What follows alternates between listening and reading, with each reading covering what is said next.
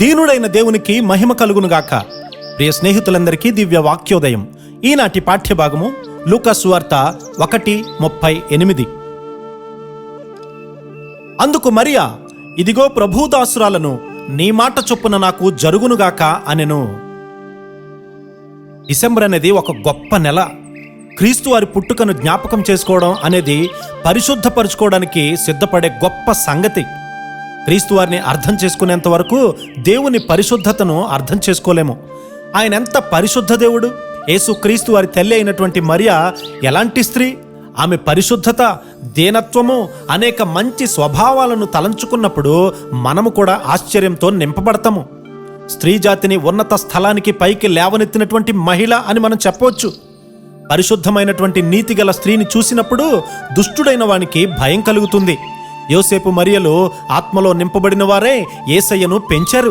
దావీదు గారి వంశావళిలో వారు గనుక యోసేపు దక్షిణ నజరేతుకు 80 మైళ్ళ దూరంలో ఉన్నటువంటి బెత్లెహేమునకు తొలిచూలి కుమారుని కనబోయే మరియతో కూడా వెళ్ళాడాయన.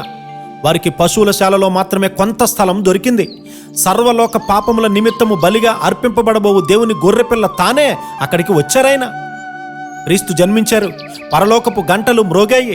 దేవదూతలు పరలోకము నుండి భూమిపైకి వచ్చి, సర్వోన్నతమైన స్థలములలో దేవునికే మహిమ, సకల చరాచర సృష్టిలో సమాధానము, ఆయనకిష్టులైన మనుషులకు భూమి మీద సమాధానము కలుగునుగాక అని సంతోష గానము చేశారు వారు. నైతికంగా మానవునికి ఉండవలసినటువంటి గొప్ప విషయము సమాధానం. ఎలాంటి పాపము కూడా సమాధానంలో ఉండదు.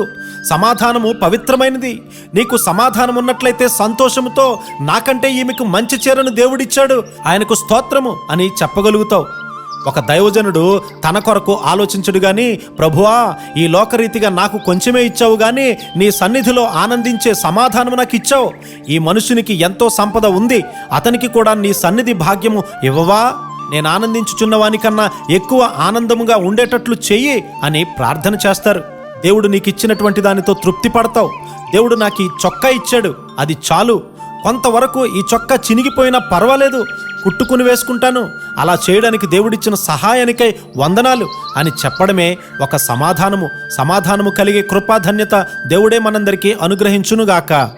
ఆమేన్.